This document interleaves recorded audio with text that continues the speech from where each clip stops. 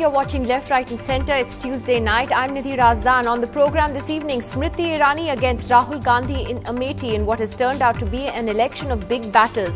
Are these high-profile contests good for democracy, or are many of them more drama and hype than substance? Also, as a new UN report warns of dire consequences from climate change, world leaders speak out on it, but India's politicians are silent.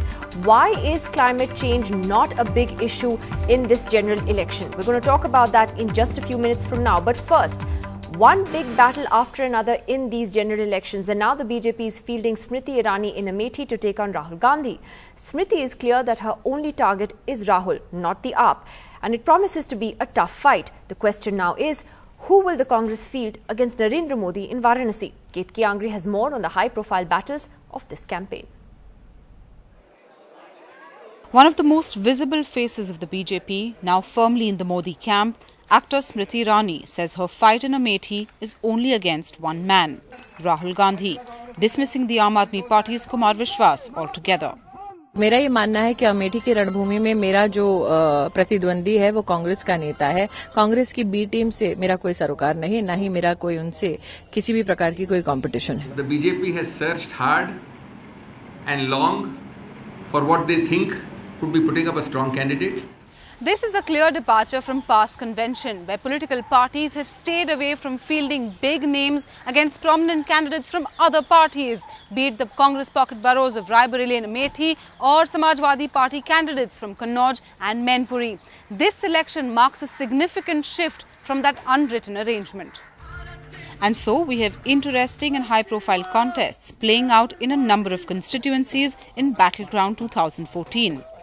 Narendra Modi faces Aam Aadmi Party's Arvind Kejriwal from Varanasi, even as the Congress is still to declare its candidate.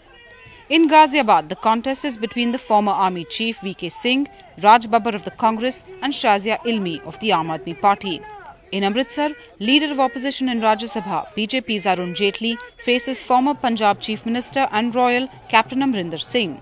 Minister of State in the UPA, Congress's candidate Milind Deora is up against former RBS chairperson Meera Sanyal for the affluent South Mumbai constituency. Political equations and considerations notwithstanding, it's also adding more colour to campaign 2014.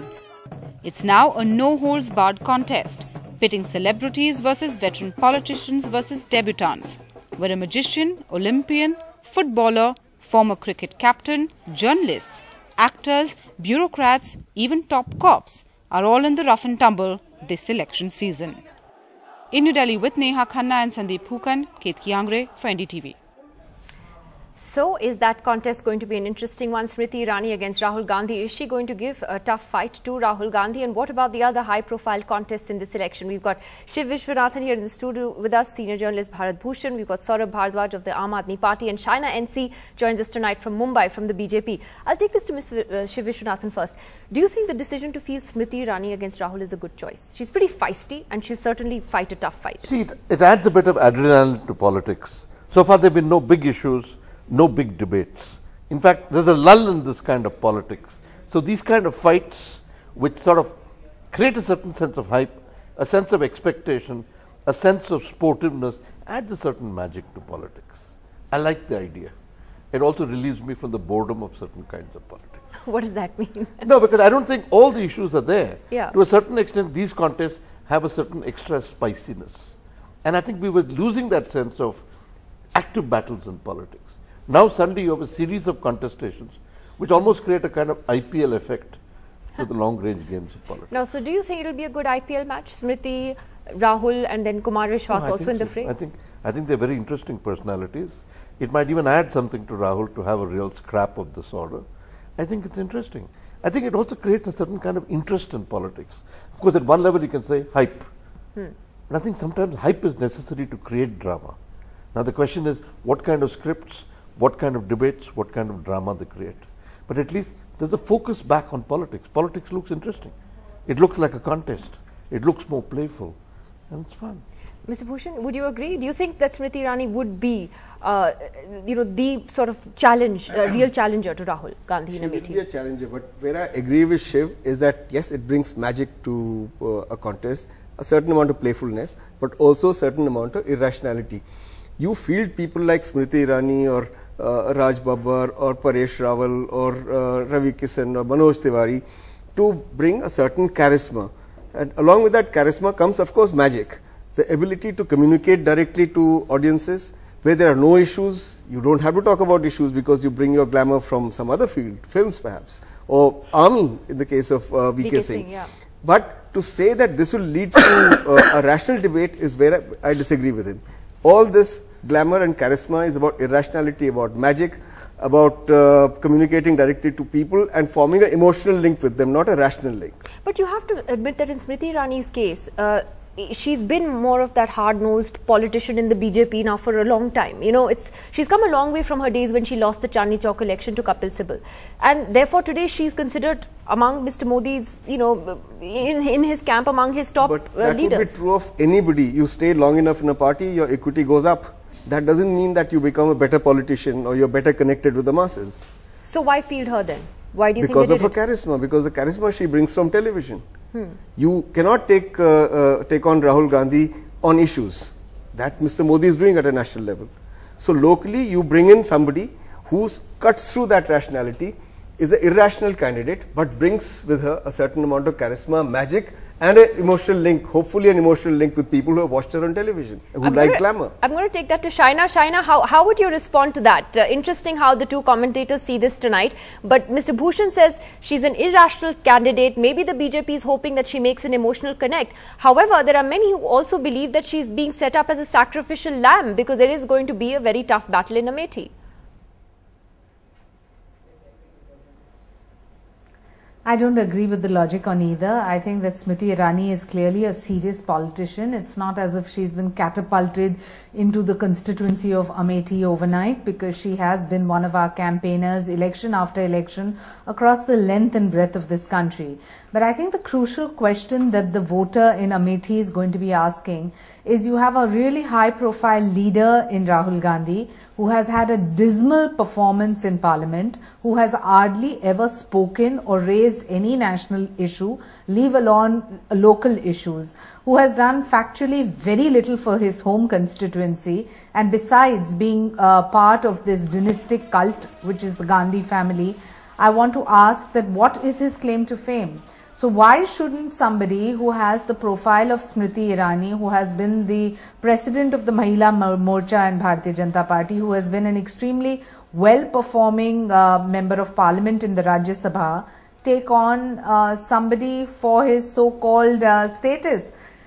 The interesting point here is, however, that I think the electorate in Amethi realizes that this election is not about BJP versus Congress. It's about performance, it's about prosperity and progress in the constituency, and it's about stability at the national level. So then what is Smriti Irani's connection to Amethi? If the voter wants that mandate on leadership, it is going to vote. Then what is Smriti Irani's connection to Amethi? It's about a performing politician. Who says that anyone's...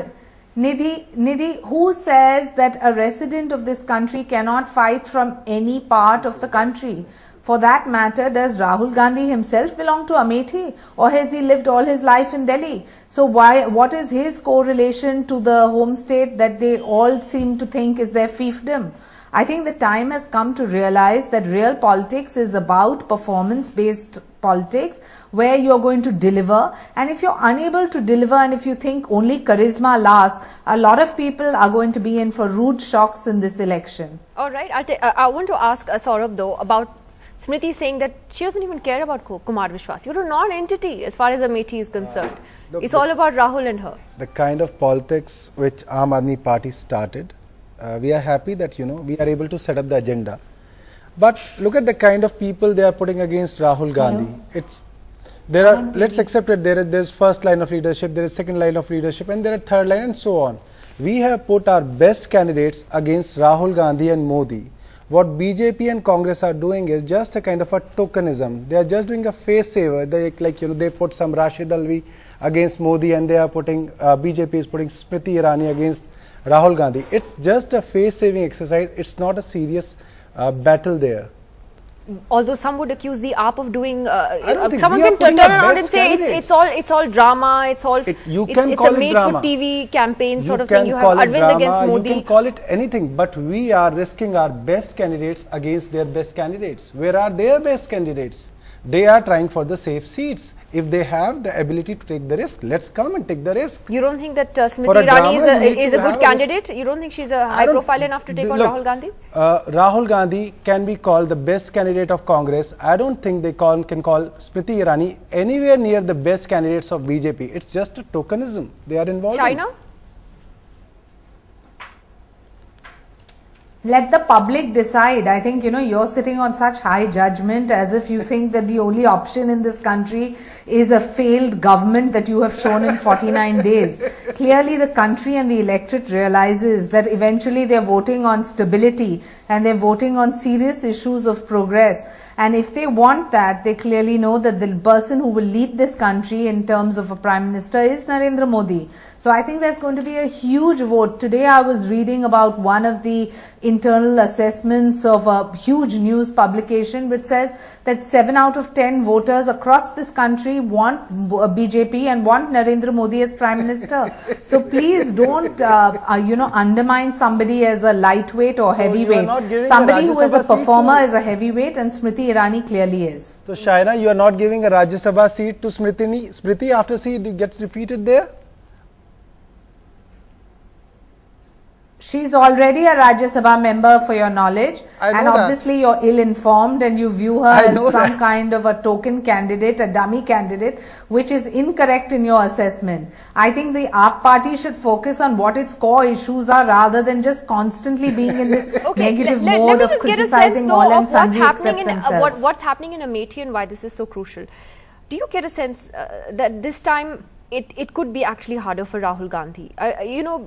Do you think the people of Amethi are ready to look at an alternative, or is it too much of a Gandhi constituency? So even if it's a Gandhi constituency, I think to a certain extent you have created drama. Drama is also a form of rationality. It heightens script. It creates contest. It creates interest. Otherwise, Rahul Gandhi was one bland personality sitting in the corner. Suddenly, there's an interest around him, thanks to Smriti Irani.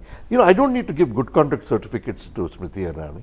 She's a fairly feisty politician. But I think this context, it creates a certain intensity to politics. And I don't think politics is only a rational endeavor. We almost make it sound like a policy document. This issue versus that issue. I don't think it's like that.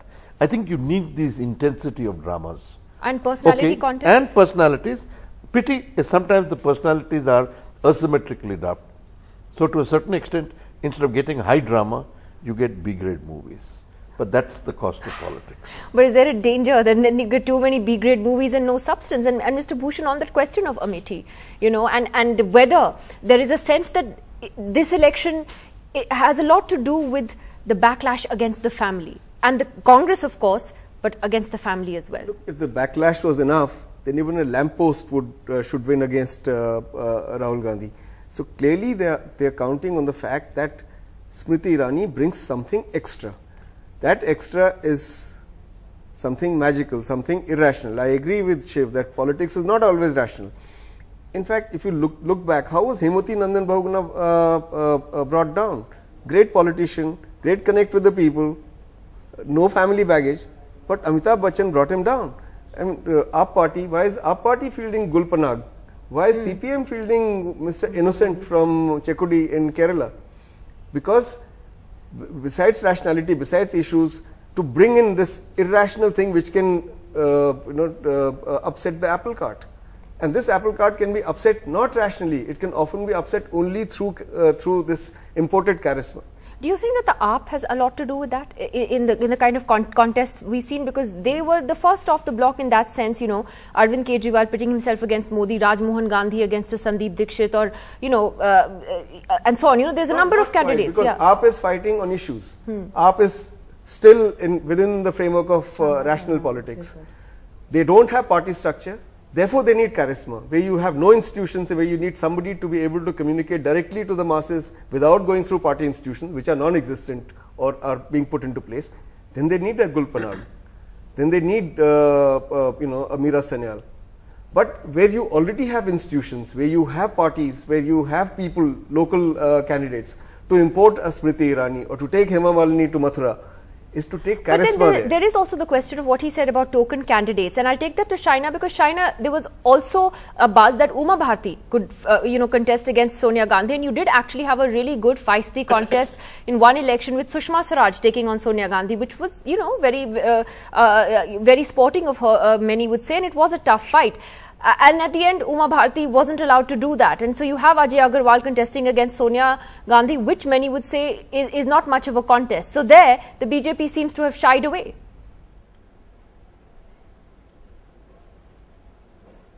No, I think that's an unfair assessment, Nidhi. If you really view it, I think that Amethi, Rahul Gandhi is going to have a tough time, because Smriti is clearly not just a senior leader in the BJP, but she's been somebody who's been quite a performer in her own way. And I think that she is going to deliver in toto. So this is clearly a strong signal from us, which is that if you want change and you're fed up of this non-performing assets that we have so homegrown, then this is the time to vote for change and to vote for BJP and Narendra Modi ji. When it comes to Sonia Gandhi, in the past too, we've had stalwarts who have fought her. I think that the credibility of a candidate, and especially the candidate we have, being a senior lawyer of the Supreme Court, taking on Sonia Gandhi, everything does not have to be viewed in terms of who is famous or who is popular or who is glamorous or who is not. I think if you have a performer as an option, the electorate is clearly going to understand that these are the options, and so they will vote. And please do understand also that in this current scenario where Nota is the first possible option for a lot of people, if you have good candidates who have a good lineage and a good background and probity in public life, that is an option that most people would want to use vis-a-vis, just wasting away their vote on candidates who have been given the opportunity and who have done precious little for their constituencies, whether it's Sonia Gandhi or Rahul Gandhi. I'm saying we should not confuse high-profile contests which are between political leaders who are fighting on issues with high-profile contests where a film star is brought in, or an army general is brought in, or somebody from a multinational corporation or a bank is brought in for the charisma they bring. So charismatic leaders with no institutional base, those high-profile contests should not be confused with other high-profile contests where somebody was Sushma Swaraj contesting against Sonia Gandhi, for example, as you said, in Bellary. That's not about charisma.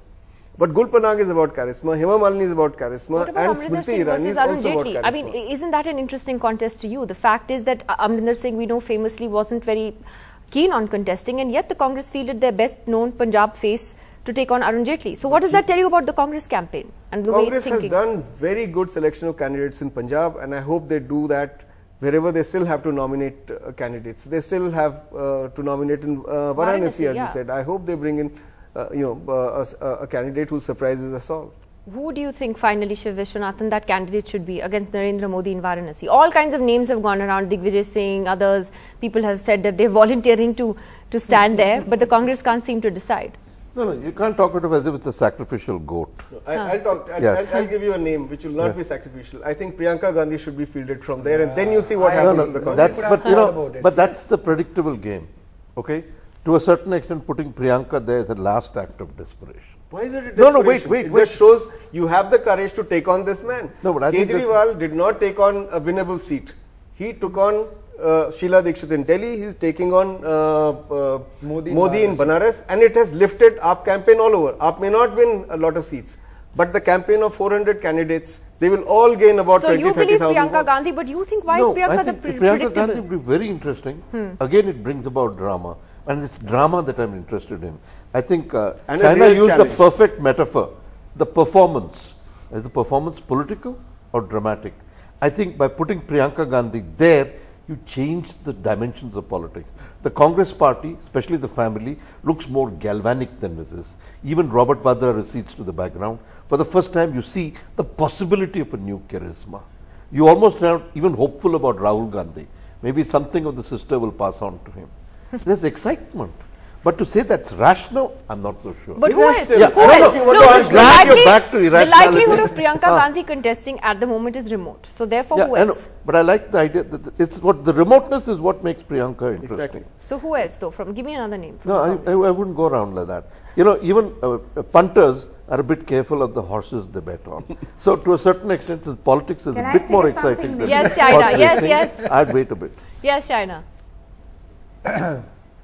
She'll tell something about You know, the reluctance within the Congress party itself and its tallest leadership is almost ironical, but at the same time it's not very surprising, because you have all the tall leaders not wanting to fight elections, some citing health reasons, some disappearing, some not wanting to take on this fight, because it's clearly evident that this is a vote for change and it's clearly a vote for the BJP and Narendra Modi. So I think you can go shopping all over the place, but to find credible, strong candidates from the Congress right now is a big question mark. Why didn't you then field Uma Bharti against Sonia Gandhi? That would have been the most credible face. That would have been a very good contest. But she was already fighting from Jhansi, so where's the question? So, Mr. Modi is fighting from 2 seats. What stops someone else from the BJP from doing the same? Or is that a special privilege only for him? No, but there's no need to. If other than Mr. Modi, and please let me also explain to you, there are certain things called political strategy, which I think every national party is entitled to. And if it is the sentiment of the home state, and if it is a sentiment of one of the largest states in the country, so be it. But we are clearly very strong on all our candidates, not just in Uttar Pradesh, but all across the country. Okay. China, what happens to the sentiment? Scouting around, because the list of evident aspirants is innumerable in numbers. Okay, Saurabh, last word, because you already found the thought of a Priyanka Gandhi in Varanasi interesting. Priyanka Gandhi's candidature from Varanasi would be interesting. More interesting it could be if she contests from Gandhinagar, because Modi is so insecure that he is contesting from 2 seats. And Shaina, the sentiment of the people would be hurt equally if Modi, after winning both the seats, would leave one of them. For your knowledge, again, Saurabhji, your facts are incorrect. It's LK Advani who's fighting from Gandhinagar. Okay. And Modi is fighting from Vadodara. Okay, so you're saying it would be interesting if she was to go to Vadodara. Frankly, that's all so in the realm of speculation at this point, but it's an interesting trial balloon that you've certainly floated here with interesting reactions. Thank you very much to all of you for joining us on the program this evening. In fact, staying with our political debates this evening, an explosive claim today by Shiv Sena Chief Uddhav Thackeray, who's told NDTV that Sharad Pawar, a key ally of the Congress, actually wanted to cross over to the BJP-led NDA alliance, but that he blocked it. He was speaking earlier today to Barkha.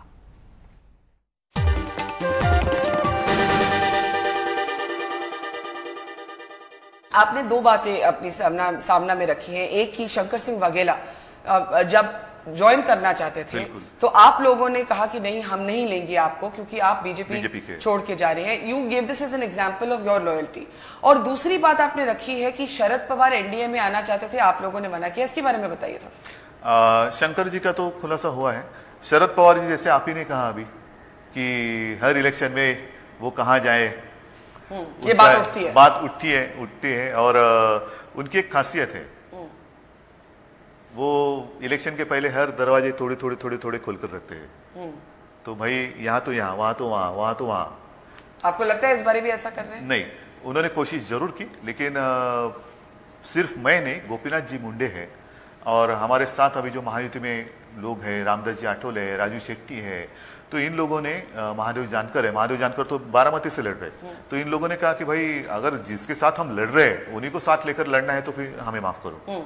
तो आप क्योंकि ये तो इन्होंने तो अन्याय किया है महाराष्ट्र पर। आप कह रहे हैं कि इस बारी भी शरद पवार ने कोशिश की कि आप लोगों के एनडीए के करीब आए। कोशिश तो की। किस तरह से कोशिश की? अभी सब सारी कोशिश क्यों बताऊं?